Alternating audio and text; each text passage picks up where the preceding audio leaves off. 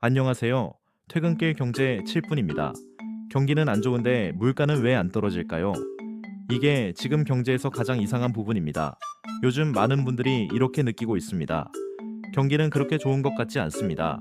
뉴스를 보면 경기 둔화 이야기, 소비 위축 이야기 자주 등장합니다. 그런데 이상하게도 물가는 여전히 비쌉니다. 외식 가격 장바구니, 물가 체감 물가는 여전히 높습니다. 그래서 이런 질문이 생깁니다. 경기가 안 좋은데 왜 물가는 안 떨어질까?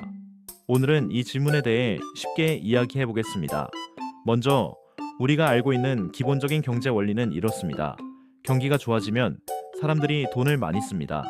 그러면 수요가 늘어나고 가격이 올라갑니다. 반대로 경기가 나빠지면 소비가 줄어듭니다.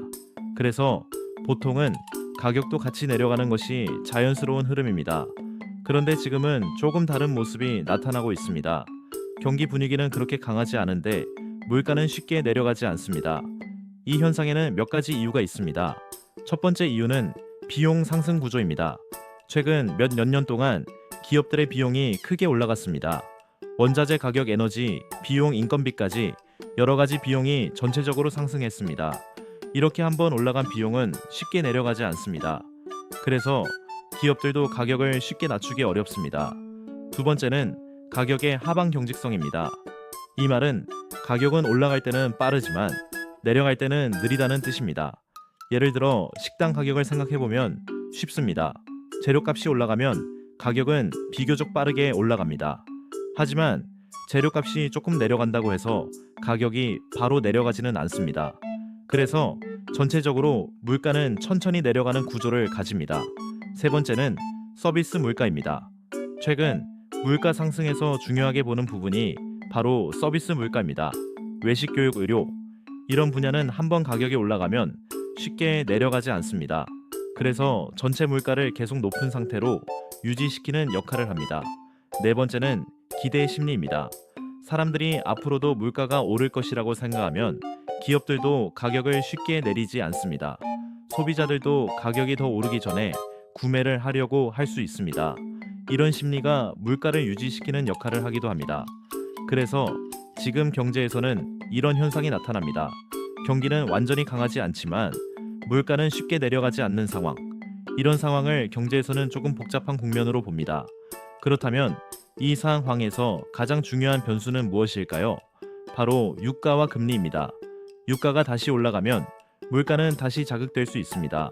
그리고 물가가 쉽게 내려가지 않으면 중앙은행은 금리를 빠르게 내리기 어렵습니다. 이렇게 되면 금리 인하 시점도 계속 늦어질 수 있습니다. 그래서 지금 경제에서 가장 중요한 질문은 이것입니다. 물가는 언제 안정될까? 그리고 금리는 언제 내려갈까? 이 두 가지 질문의 답이 올해 경제 흐름을 결정할 가능성이 큽니다. 그렇다면 이런 상황에서 우리는 어떻게 대응해야 할까요? 첫 번째는 체감 물가에 대한 현실적인 판단입니다. 뉴스에서 물가가 안정된다고 하더라도 체감 물가는 다르게 느껴질 수 있습니다.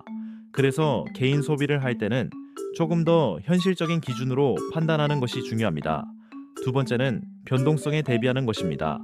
지금처럼 경제 변수들이 동시에 움직이는 시기에는 시장도 조금 더 크게 흔들릴 수 있습니다.